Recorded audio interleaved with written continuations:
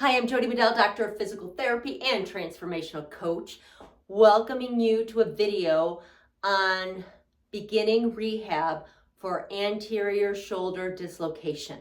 So these are some beginning exercises that you can do to support building your stability and strength around the shoulder to offset a reoccurrence of your anterior shoulder dislocation.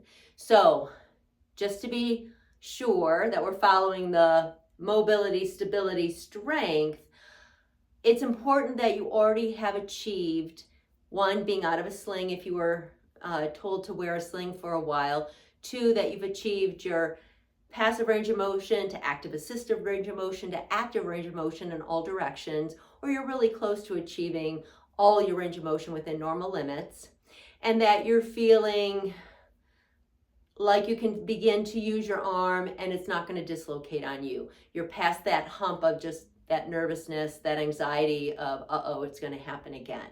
All right, so I'm going to show you some open chain and closed chain exercises, and then the final exercise is just kind of an endurance challenge to see if you can maintain your arm up in the air and playing around with it with a ball. So my ball's a little deflated, I realize today, but I'll show you the basic idea. And if you have a really good inflated ball, it'll make the exercise more challenging and more helpful for you in the long run. Okay, so for the open chain exercises, I'm choosing to use a band.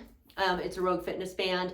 It's number 0, so it's their least resistance. So it's the easiest band. You can always increase the thickness of the band, giving yourself more resistance. So I'm going to step back. Now, again, it's imperative with all the exercises that we do that we keep amazing form. So we need to find our internal core stability in our pelvis, our internal core stability in our scapular region, right? So we're going to find the internal core stability of our pelvis by having our feet about shoulder width apart, our knees soft, slightly bent, and pulling up from the inside, establishing that internal core stability. The scap stability is going to come from proud chest. That means sternum to sun, honoring the line from the sternum to the pubic symphysis, pulling those shoulder blades down together in the back, opening up that chest, and giving our shoulder stabilizer muscles activation to keep us in this really good posturing. Okay, so the band is going to go underneath your foot. Your feet, again, shoulder width apart, knees are soft. Keep that line, sternum to pubic symphysis, shoulder blades down together in the back, arms going to be out in front. You're going to angle your hand so that if you were to do a fist punch to the front, it's going to be that angle, okay? So you're going to hold on to this band, and again, make sure those shoulder blades are down together in the back so you don't hike up. Assuming this is our affected side, it's very important that you pay attention to the fact that that scap is down together, keeping your shoulders even as you elevate up and come down. You want tension the entire time that you're using the band. Up, down, up, down. The goal for this, because we're really trying to achieve this overall endurance to stabilize our shoulder throughout the day, right? It's not just a one and done exercise. So we're building up to 30 reps in a row of this, okay? So pick a resistance that allows you to build up to that 30 reps in a row. As soon as you start to see that you're doing this, you've got to stop, reset, do a couple more with really good form before you call it, okay? And also if you're having to compensate either by torquing on your body, lifting up that scapula into the ear, then your resistance is too heavy for what you have going on at this moment in time. Okay, the second one is abduction, taking our arm out to the side. So I like to do this in the plane of the scap. That means about 30 degrees off of horizontal. So if we were to go straight out of our body to the side, we're offsetting it about 30 degrees, and that is the plane that our scapula sits on our rib cage. And that's just a nice functional place to be as we enter into this exercise. So for this one, again, if I'm gonna do a straight punch out, that's the angle that I want my fist to be in. I want tension at all times. And again, proper form, shoulder blades down together in the back. You're not hiking up from here. It's coming from abduction, okay? So keep the shoulder blade down. Okay, so here's my tension. I'm coming up to just beyond 90 and down, staying in the area of tension the entire time, honoring that my shoulder blades need to stay down together in the back. Sternum to pubic symphysis is a straight line, and I'm in my solid internal core stability position with knees slightly soft, pulling up from my pelvic floor and my TVAs, my internal abdominal muscles, okay? So again, abduction, 30 in a row without stopping. All right, the next one is external rotation. I can double up my band if I'm strong enough. If not, I can just do this so that I have whatever tension I need on this band. But my feet, again, same, shoulder width apart, knees slightly soft, pulling up, nice tight internal core stability from the pelvis, shoulder blades down together in the back, honoring the line, sternum to pubic symphysis. And I'm kind of bracing with this side, and I'm moving into external rotation. We're moving on. External rotation with my affected side, my right side. So I'm just going out and coming back, staying within this range that allows constant tension on the band. I can go further into external rotation if I want, but I'm really trying to create stability around the shoulder. So I'm trying to keep it in a small range of motion at this point, just to begin to get that stability without losing my form. So again, this one, external rotation, 30 in a row, nonstop. If you start to see that you're doing this, compensating, shut her down, reset, and go at it again for a couple more reps, keeping really good form, okay? All right, moving on. The next exercises are gonna be closed chain exercises, meaning our hands are on the ground. So I gotta do a reset here, getting my camera on the ground so you can see me. All right, and I'm gonna back up.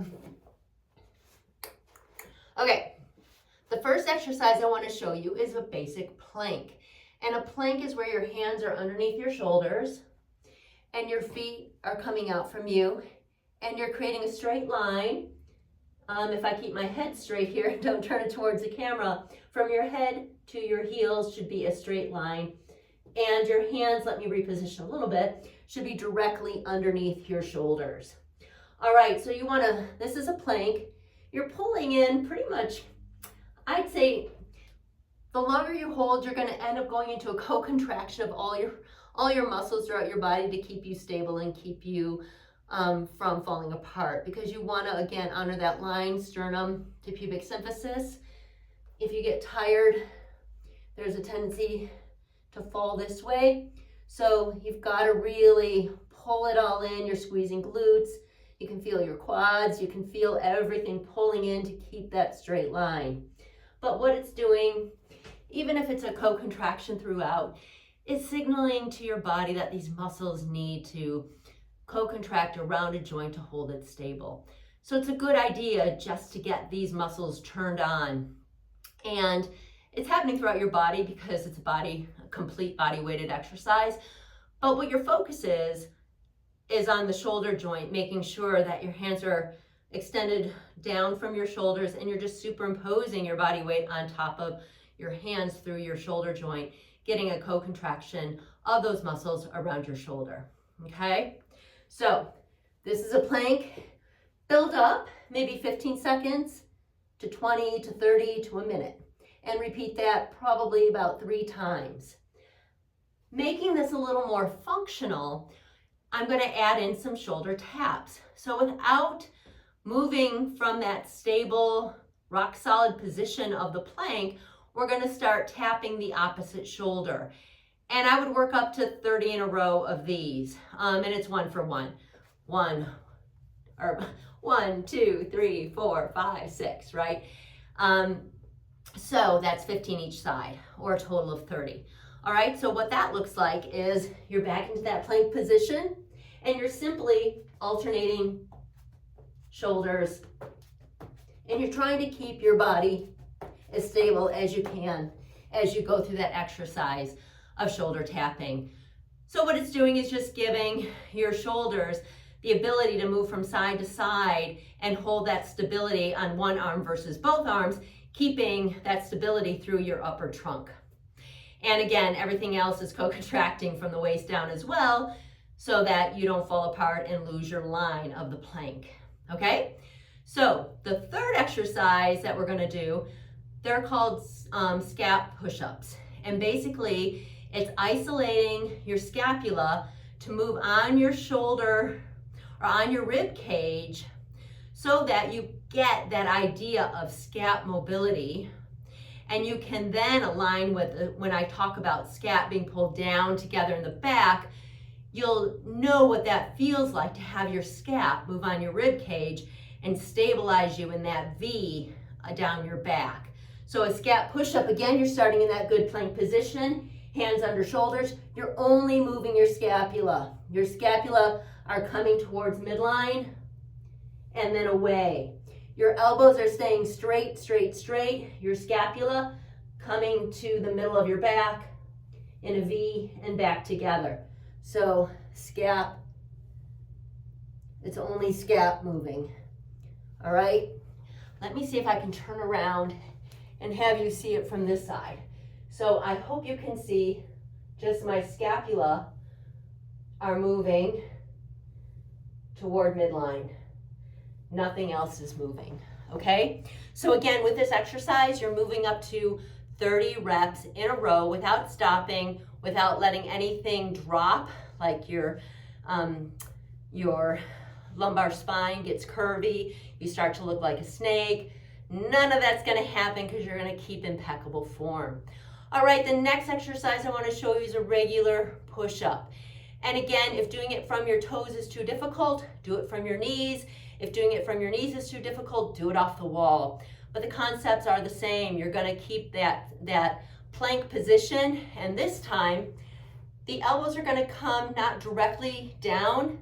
I think that's too much from an anterior dislocation perspective, too much pressure on that anterior joint capsule. So we're gonna go off to the side and we're really loading these pec muscles, which will help protect that anterior shoulder. So we're gonna go at like a 45-degree angle.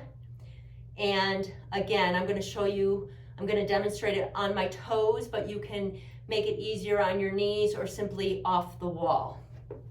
So a push-up, you're again gonna get your plank position, and what you're gonna do is lower chest to deck. Again, you're keeping all these qualities of good posture that we talked about in this exercise. So sternum to pubic symphysis, a straight line. We're not collapsing on that, okay? So here we go. Chest to deck, leading with your sternum. We're going down to the ground and coming back up. Down to the ground and back up. Okay, again, you are looking to find that you can achieve, as I get out of breath doing 2, you're gonna work up to 30 in a row for overall perfect, great stability around that whole shoulder girdle area with this exercise. All right, perfect. The final exercise. This one is a fun one. We're gonna play with the wall. We're gonna play the ball on the wall. Hopefully you can see me here. It's a deflated ball, but as you can probably imagine in your head, if it's a nice bouncy inflated ball, it's gonna be a harder challenge. But what you wanna do is be able to bounce this off the wall and keep it going. So it's not that bouncy, so I'm giving you the idea of it, okay? It's not the actual exercise, but you're gonna be bouncing this off the wall repeatedly, and you should be able to, again, do 30 in a row. So it's kind of like this, but it's gonna be bouncier without stopping or losing the ball. And that just gives you, one, that strength, endurance, stability all together by being able to hold your arm up and repeatedly move it. by bouncing that ball. All right? Have fun with these exercises. If you have any questions or concerns, don't hesitate to reach out. I am jodimedell@gmail.com, or visit my website, where you can also contact me through the website at jodimedell.com, JODIMEDELL.com. Thanks. Have a great day.